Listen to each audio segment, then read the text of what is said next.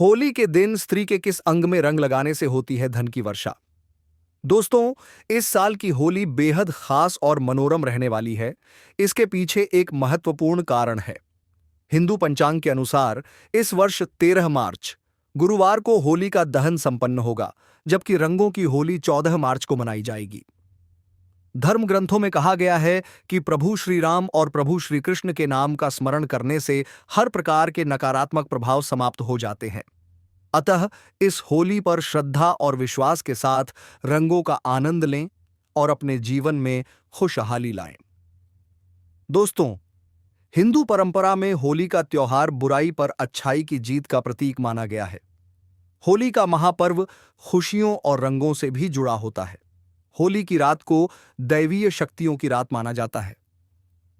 इस दिन आसुरी शक्तियों का नाश होता है और दैवीय शक्तियों का उद्गम होता है। इससे दरिद्रता का नाश करने, जीवन में चल रही परेशानियों को मिटाने, दुख दर्द और तकलीफों से छुटकारा पाने का सबसे अच्छा दिन माना जाता है। शास्त्रों में नक्षत्र विद्या के अनुसार होली की रात को सिद्धि की रात कहा गया है। इस दिन नकारात्मक और सकारात्मक ऊर्जा दोनों बहुत ही ज्यादा सक्रिय रहती हैं। इसलिए लोग सदियों से इस दिन सिद्धियां हासिल करने के उपाय करते आए हैं। होली की रात में जो साधना की जाती है वह बहुत ही कारगर और फलदायी सिद्ध होती है, जो 100% सिद्ध हो जाती है। इस दिन आप किसी भी देवता की साधना को सिद्ध कर सकते हैं। आज के इस वीडियो में हम आपको बताएंगे कि होली पर किए जाने वाले कुछ ऐसे प्रभावशाली उपायों से आप आने वाले नए हिंदू वर्ष में खुशियां ही खुशियां पाओगे। आप अपने दुख दर्द तथा कष्टों को मिटा सकेंगे। लेकिन क्या आप जानते हैं कि होली पर ये 5 चीजें कभी नहीं चढ़ानी चाहिए? इससे उल्टा आप बर्बाद हो सकते हैं। जानने के लिए वीडियो को अंत तक जरूर देखें। दोस्तों, शास्त्रों के अनुसार माना जाता है कि होली के दहन पर होली की अग्नि में टूटा हुआ गन्ना अर्पित नहीं करना चाहिए, न ही होली में खराब गन्ना अर्पित करना चाहिए। इससे उल्टा आपको होली मैया का श्राप लग सकता है। टूटा हुआ गन्ना पूजा पाठ में इस्तेमाल नहीं किया जाता है। इससे होली माता जाते जाते आपको श्राप दे सकती है और आपके घर में गरीबी का वास हो सकता है। शास्त्रों में माना जाता है कि जब होली का दहन होता है तब होली की अग्नि में पवित्र चीजों को ही डालना चाहिए। जब आप अग्नि में गन्ना डालें तब गन्ने के साथ हरे भरे पत्ते जरूर होने चाहिए, क्योंकि पूजा पाठ में अधूरी चीजें इस्तेमाल नहीं की जाती। अधूरी चीजें इस्तेमाल करने से अधूरा ही फल प्राप्त होगा। इसलिए गन्ना साबुत होना चाहिए, टूटा हुआ बिल्कुल भी नहीं। हमेशा याद रखें, होली का दहन से ठीक पहले गन्ना घर में अवश्य लाकर रखें और गन्नों की संख्या 2, 5, 7 होनी चाहिए, यानी विषम संख्या में ही गन्ने हो। दोस्तों, होली की पवित्र अग्नि में पानी वाला नारियल नहीं चढ़ाना चाहिए। इससे आप पाप के भागीदार बन सकते हैं। हमेशा सूखा नारियल होली की अग्नि में अर्पित करें। पानी वाला नारियल अग्नि के अंदर भूलकर भी न डालें। सूखे नारियल को अग्नि में डालने से पहले परिवार का हाथ अवश्य लगा लें। इससे होली माता जाते जाते आपको धन से माला माल बनाएंगी और आपकी गरीबी को साथ ले जाएंगी। पानी वाला नारियल आप पूजा के दौरान फोड़ सकते हैं, लेकिन अग्नि में कभी मत डालें। सूखा नारियल अग्नि में डालने से होली माता आपकी सभी परेशानियां अपने साथ ले जाती हैं और अग्नि देव भी प्रसन्न हो जाते हैं। अगर आपके मन में बुरे ख्याल आते हैं, अज्ञात भय आपको सताते रहते हैं, तो होली का दहन की पूजा के दौरान एक सूखा नारियल, काले तेल और सरसों को लेकर अपने सिर पर 7 बार घुमा लें और इसे अग्नि में डाल दें। आपकी चिंता होली मैया हर लेंगी। दोस्तों, माना जाता है कि होली माता को घर में बनाए भोग अति प्रिय है। आपने अपने घर में जो भी बनाया है उसे माता को अवश्य अर्पित करें, लेकिन याद रहे, गुजिया चढ़ाते समय देख लें कि गुजिया की संख्या 3 नहीं होनी चाहिए।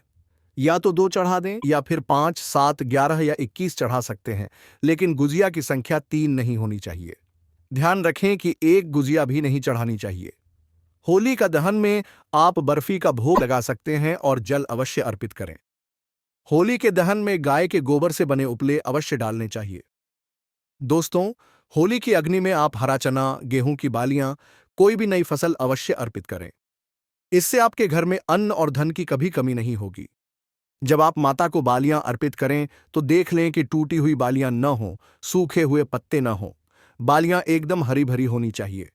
होली के दहन की अग्नि में सूखी बालियां चढ़ाने से पाप लगता है। दोस्तों, शास्त्रों में बताया गया है कि यदि किसी स्त्री को मासिक धर्म हो तो उसे होली के दहन की पूजा स्वयं करने के बजाय किसी और से करवानी चाहिए। आप हमेशा की तरह पूजा पाठ कर सकते हैं, लेकिन इस विशेष समय में होली के दहन के पास जाने से बचना चाहिए। आप दूर से इस शुभ अनुष्ठान का दर्शन कर सकते हैं और किसी और से पूजा करवा सकते हैं, जिससे आपको भी वही पुण्य प्राप्त होगा। होलिका दहन की पवित्र अग्नि में चावल से बने पापड़ और कच्चे चावल अर्पित करने का विशेष महत्व होता है। ऐसा करने से घर में समृद्धि आती है और दरिद्रता दूर होती है। पापड़ जैसे पकवानों को होलिका की अग्नि में चढ़ाना शुभ माना जाता है, लेकिन इन्हें पहले से चखना नहीं चाहिए। जो भी पापड़ बनाए गए हों, उन्हें पूर्ण श्रद्धा के साथ होलिका को अर्पित करें। इससे घर में धन धान्य की कभी कोई कमी नहीं होती। होली के दहन से पहले गुजिया या अन्य पकवान बिना अर्पण किए खाना उचित नहीं माना जाता।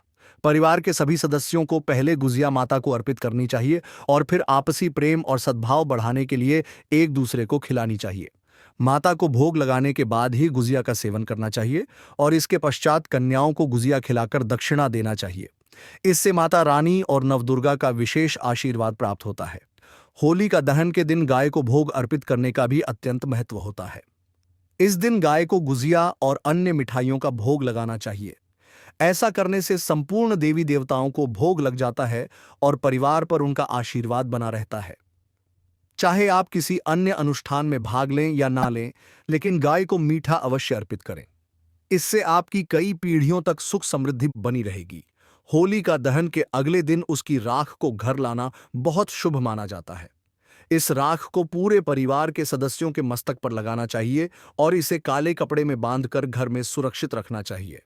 यदि किसी छोटे बच्चे को नजर दोष लगे, तो इस राख को उसके माथे पर लगाने से नकारात्मक ऊर्जा दूर होती है।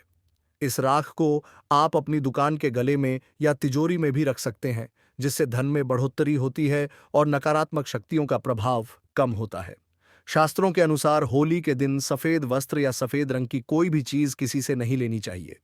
इस दिन काले जादू का प्रभाव बढ़ जाता है, इसलिए किसी अजनबी से सफेद चीज लेने से बचें। ऐसा करने से कोई भी नकारात्मक ऊर्जा आप पर प्रभाव नहीं डालेगी। वेद पुराणों में कहा गया है कि होली सिर्फ रंगों का त्योहार ही नहीं, बल्कि खुशियों और प्रेम का प्रतीक भी है। इस दिन मांसाहार और मदिरा सेवन से बचना चाहिए।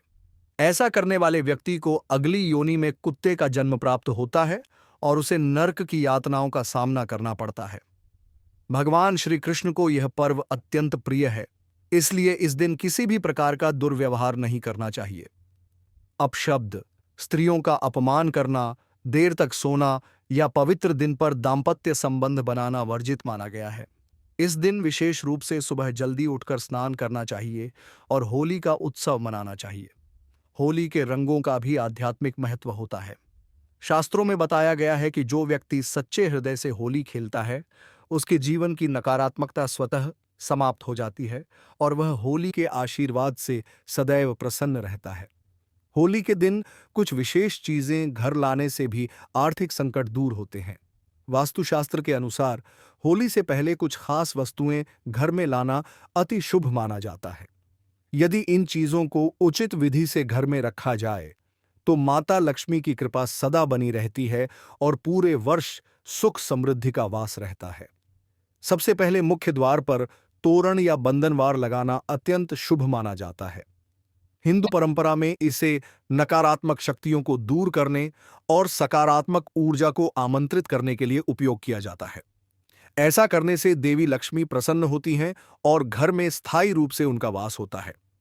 इस प्रकार होली का यह पावन पर्व हमें धार्मिक नियमों का पालन करने, सकारात्मक ऊर्जा को अपनाने और जीवन में खुशहाली लाने का संदेश देता है।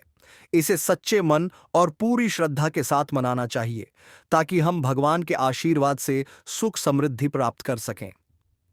दोस्तों, अब हम आपको बताने जा रहे हैं कि स्त्री का वह कौन सा अंग है जहां पर होली के दिन रंग लगाने से बेशुमार धन दौलत की प्राप्ति होती है। तो दोस्तों, होली के दिन स्त्री के माथे के बीच में रंग लगाने से अपार धन लाभ की प्राप्ति हो सकती है। तो दोस्तों, आपको यह जानकारी कैसी लगी? अगर आपको ये वीडियो पसंद आई हो तो इस वीडियो को एक लाइक करके हमारे चैनल को सब्सक्राइब जरूर करें। साथ ही साथ कमेंट में जय श्री कृष्णा जरूर लिखें। धन्यवाद।